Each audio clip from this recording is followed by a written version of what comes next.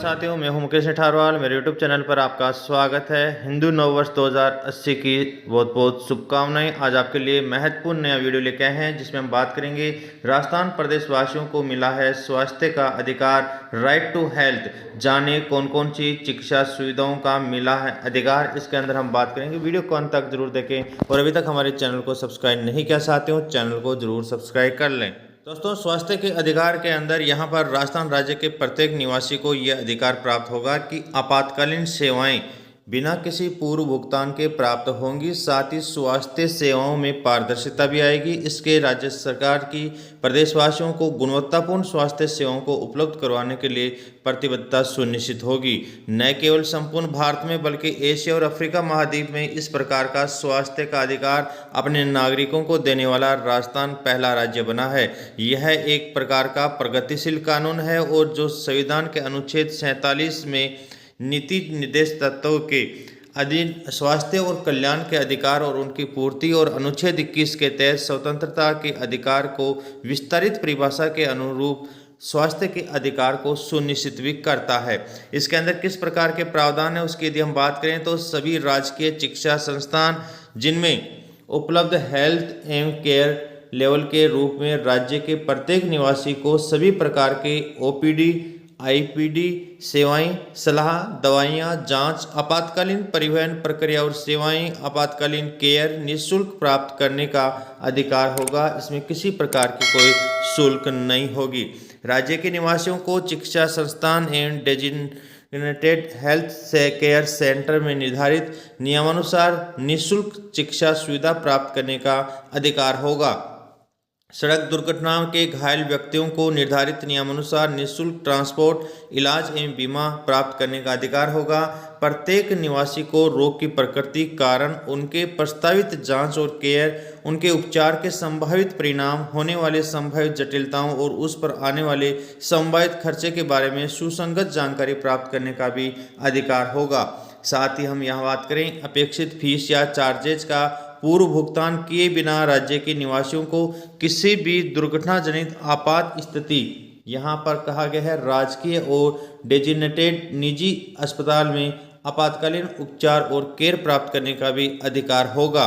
यहाँ पर यदि बात करें तो आपात स्थिति में एक्सीडेंटल इमरजेंसी, सर्पदंश, जानवर के काटने के कारण इमरजेंसी और स्टेट हेल्थ अथॉरिटी द्वारा डिसाइड आपात स्थिति को शामिल किया गया है। यहाँ पर यह भी बात करें कि एक्सीडेंटल इमरजेंसी से तात्पर्य अनजाने या अप्रत्याशित तरीके से कोई घटना घटित होने के परिणाम स्वरूप किसी व्यक्ति की मौत होने या चोट लगने के जोखिम से है। इसमें सड़क, रेल, जल और वायु दुर्घटना भी शामिल की गई हैं। यहाँ पर यह भी दिया गया है कि इमरजेंसी केयर से तात्पर्य किसी भी दुर्घटना या आपात घटना या किसी प्रकार के अन्य आपात स्थिति में घायल व्यक्ति को प्राथमिक उपचार, सलाह और सहायता देना भी शामिल किया गया है।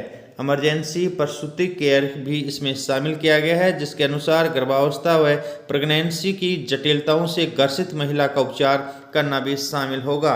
प्राथमिक उपचार की यदि हम बात करें तो इसमें ये शामिल किया गया है दुर्घटना, क्रैश, आपराधिक घटना या किसी अन्य आपात स्थिति में घायल व्यक्ति को दिए जाने वाले निर्धारित उपचार से पूर्व उसकी स्थिति को स्टेबल बनाए रखने के लिए मेडिकल प्रोफेशनल से जुड़ी किसी व्यक्ति द्वारा दिए जाने वाले उपचार को शामिल किया गया है।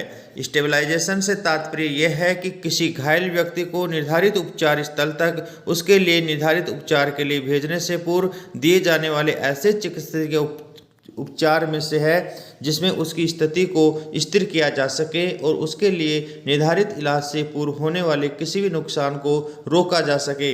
किसी घायल व्यक्ति के उपचार के लिए आवश्यक स्थानांतरण और परिवहन भी इसमें शामिल किया गया है, अर्थात ये भी यहाँ पर निःशुल्क रहेगा। साथ ही यदि हम बात करें तो इसके अंदर यदि कोई चिकित्सा विधि, मेडिको लीगल मामला है या कोई हेल्थ केयर प्रोवाइडर या संस्थान पुलिस अनापत्ति या पुलिस रिपोर्ट प्राप्ति के आधार पर राज्य के निवासियों के उपचार में विलंब नहीं कर सकता। आपात स्थिति में उपचार के पश्चात यदि उपचार करवाने वाले व्यक्ति चिकित्सा संस्थान को निर्धारित शुल्क या चार्जेज का भुगतान नहीं करता है तो सरकार द्वारा इसका पुनर्भरण किया जा सकेगा। रोग के रिकॉर्ड, जांच रिपोर्ट तथा विस्तृत मदवार बिलों की जानकारी प्राप्त करने का अधिकार होगा। साथ ही यहाँ पर ये कहा गया है कि हेल्थ केयर देने वाले व्यक्ति का नाम, उसकी प्रोफेशनल स्टेटस और जॉब चार्ट के बारे में जानने का अधिकार भी होगा। किसी पुरुष प्रैक्टिशनर्स द्वारा किसी महिला रोगी के शारीरिक परीक्षण के दौरान अन्य महिला की उपस्थिति का अधिकार होगा। किसी उपचार या निर्धारित जांचों के लिए पूर्व सूचित सहमति देने का अधिकार होगा। किसी अन्य चिकित्सा संस्थान में वैकल्पिक उपचार चयन करने का अधिकार होगा। धर्म, लिंग, मूल, वंश, जाति, आयु, जन्म स्थान के भेदभाव के बिना या किसी बीमारी या अवस्था के दशा में राज्य के निवासी को बिना किसी भेदभाव के उपचार प्राप्त करने का अधिकार होगा। राज्य के निवासियों को चिकित्सा संस्थान में उपलब्ध प्रत्येक प्रकार की सेवाओं और सुविधाओं की रेट और चार्जेस जानने का भी अधिकार होगा। दवा प्राप्त करने या जांच करवाने का स्थान चयन करने का अधिकार होगा। किसी अन्य चिकित्सा या संस्थान जैसे सेकंड ओपिनियन लेने के लिए जिस चिकित्सा संस्थान में उपचार चल रहा है उससे उपचार रिकॉर्ड और सूचनाएं प्राप्त करने का भी अधिकार होगा।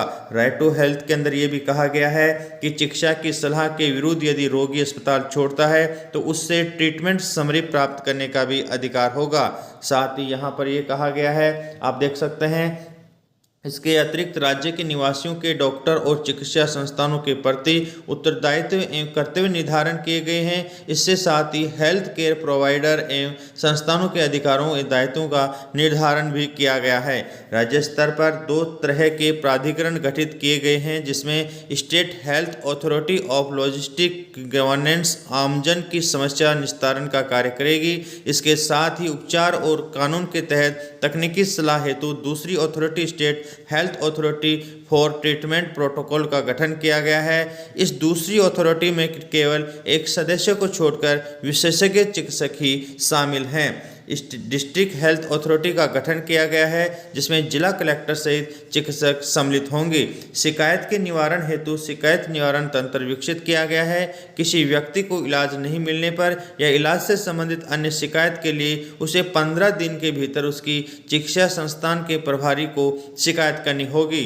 यदि संस्था प्रभारी द्वारा 3 दिवस में शिकायत का समाधान नहीं किया जाता है तो वह शिकायत जिला स्वास्थ्य प्राधिकरण के पास अग्रेसित हो जाएगी, जिसको उनको 30 दिवसों में निस्तारित करना होगा। यदि यहाँ शिकायत का समाधान नहीं होता है तो यह प्रकरण state health authority of logistic governance से पास अग्रेसित कर दिया जाएगा। इस प्रकार यहाँ पर आप देख सकते हैं कि राइट टू हेल्थ या स्वास्थ्य के अधिकार के अंदर राज्य सरकार के द्वारा इस प्रकार संपूर्ण जो यहाँ पे बताया गया है उसकी हमने यहाँ पे चर्चा की है। अंतिम जो यहाँ पर मान्य होगा वो राज्य सरकार के द्वारा ही मान्य होगा। ये वीडियो आपकी हेल्थ के लिए बनाया गया है, आपकी हेल्प के लिए बनाया गया है। फिर भी यदि किसी प्रकार का विरोधाभास होता है तो राज्य सरकार के नियमानुसार ही मान्य होंगे। वीडियो को अंत तक देखने के लिए बहुत बहुत धन्यवाद। और अभी तक हमारे चैनल को सब्सक्राइब नहीं किया चाहते हो, चैनल को ज़रूर सब्सक्राइब कर लें। वीडियो को अंत तक देखने के लिए थैंक्स। यदि वीडियो अच्छा लगा है तो वीडियो को लाइक व कमेंट जरूर करें और ऐसे ही महत्वपूर्ण वीडियो देखने के लिए चैनल को सब्सक्राइब कर लें। यह जानकारी अधिक लोगों तक शेयर जरूर करें।